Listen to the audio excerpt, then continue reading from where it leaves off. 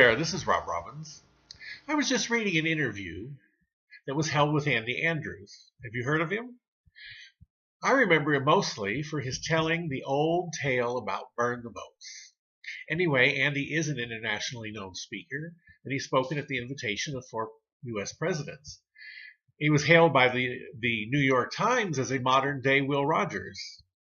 Some of his best-selling books are The Traveler's Gift, 7 Decisions That Determine Personal Success, and Return to Sayerton Springs, a mostly true tale filled with love, laughter, and learning. I think I'd like to read that last one. It sounds good.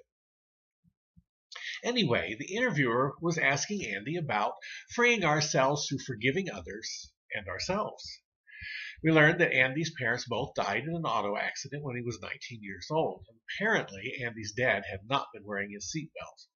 That made Andy mad at his dad. And it took him a long time to forgive his dad.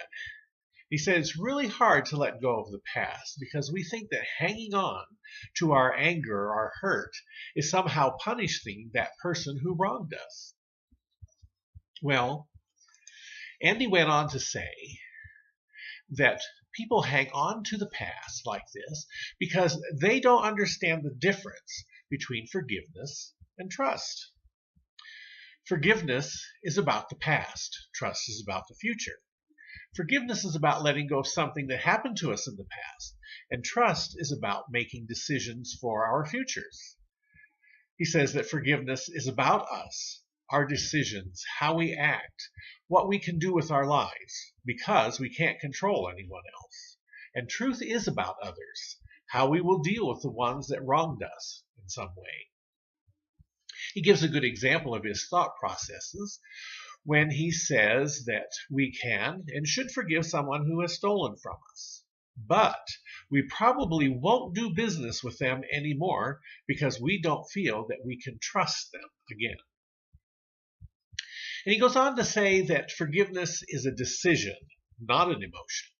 That makes a lot of sense to me because, as he goes on, those emotions tied to some wrong have dragged us around like a dog on a leash. But if we decide to forgive, the emotions will follow that decision. So I take it the emotional part will disappear. And he points out also that we need to forgive ourselves. Our own unforgiving spirits cause negative things to happen to us and to others that are close to us. I think we all know that's true. Our spirit cannot be free to show us joy or congratulate ourselves for positive achievements or just to celebrate life with family and friends if we're holding grudges against ourselves. Now, according to Andy, we all have to realize that it's up to us.